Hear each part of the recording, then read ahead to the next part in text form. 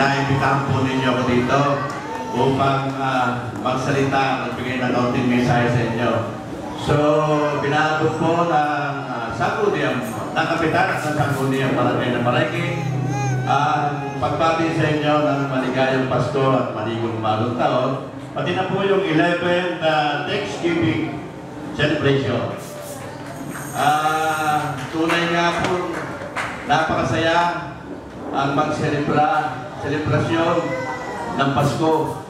Dahil ito pong Pasko ay panahon ng pagbibigayan.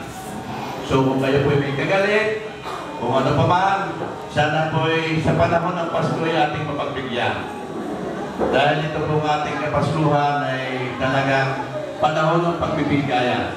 Yan po napakagandang may bigay natin sa isang tao na alam natin hindi magandang ginagawa sa atin.